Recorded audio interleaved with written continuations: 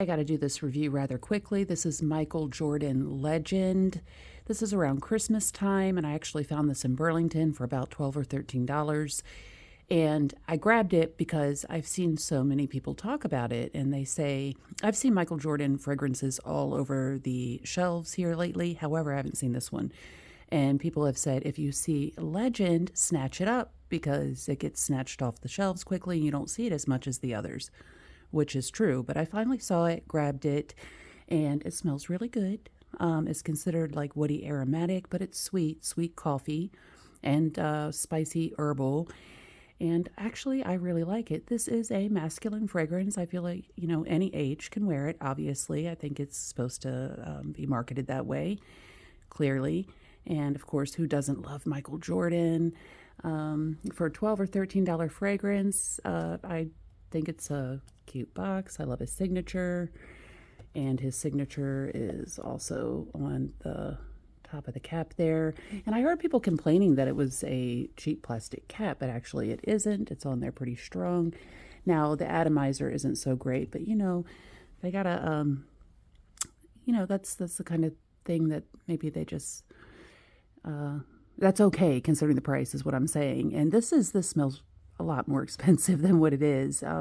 Anybody could pull this off, and I don't think you're going to smell cheap at all, but some people would say, it's somewhat synthetic, which doesn't bother me at all, actually. There's a lot of very expensive fragrances that can smell very synthetic, but it's actually a heavy glass bottle. I think it's cool that it's his, like his silhouette there or whatever. So this has been compared to, how do you say, Rochas? I should know that, right? But I heard people say it differently. Rochas, or somebody said Rochas, but I don't think that's right. Man, and also the expensive Bond number 9, New Haarlem. Now, actually, this Michael Jordan Legend came out in 1997 before both of those fragrances. So this is not a dupe of them. If anything, it would be the other way around. People have talked about how this is ahead of its time for a man's gourmand. Also, I haven't smelled those other two fragrances, but I've watched so many reviews that I feel like I get a really good idea what they smell like. I'm actually not a fan of the Bond number 9 fragrances. I've never had a full bottle, but I've had samples of different ones, and they're just okay. The ones that I've smelled, I can't even remember now. I don't even know if I ever reviewed them. I should have. I just felt like, really, people are paying that much for this? Like, it definitely, none of the ones I've smelled ever knocked my socks off. But this is really nice. It really is. Some people say it's loud or overbearing and super long lasting. When I tested it, I didn't find it to be either one of those, actually. But it is nice. So I understand that the Bond number 9 fragrance has got that bitter coffee and like maple syrup pancakes type vibe to it.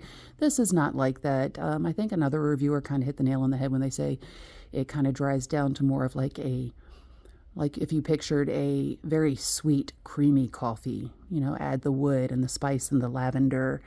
I actually do think that women can pull this off.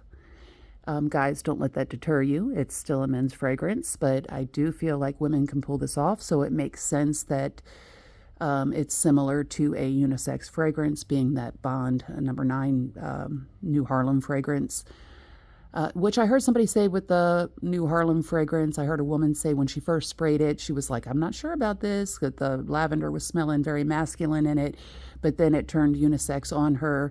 I feel like this kind of does the same thing. I don't think you can go wrong with this for $12 or $13. I really don't.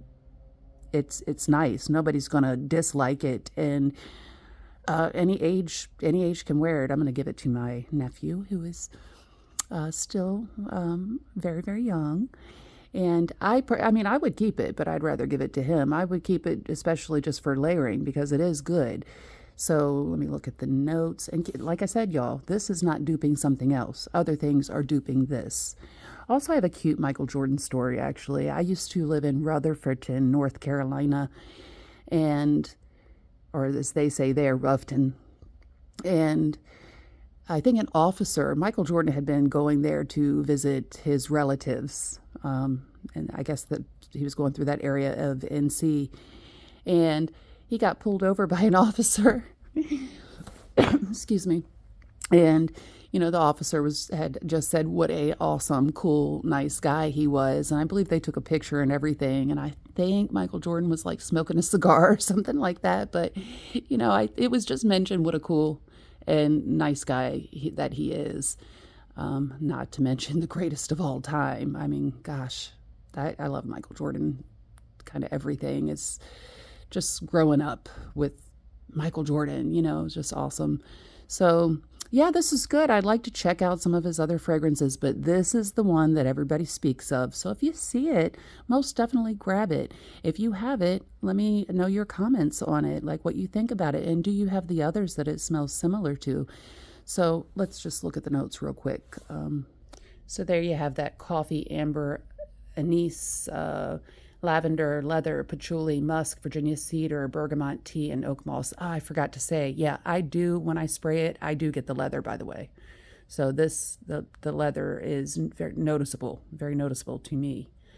So, like I said before about the masculinity, it's there, guys.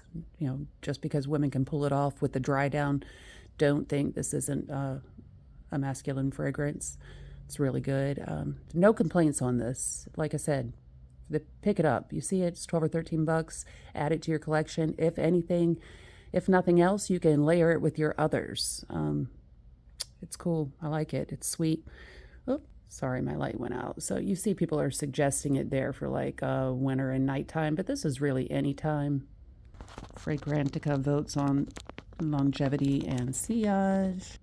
Reminds me of 1997, guys and girls and everybody. So yeah, there's your main accords: coffee, amber, warm, spicy, woody, anise, lavender, or do you say anise? Anise, anise. I need to Google that, how to say it properly. Lavender, musky, soft, spicy, leather, animalic. It does have a little bit of animalic, but it's not too much. It's not overbearing, because if it were, I wouldn't like it. I don't do that strong animalic, guys, or the animalic musk. I don't do those. Anyhow, pick it up, give me your thoughts, and please do like, comment, and subscribe. I really appreciate it. Merry Christmas, everybody.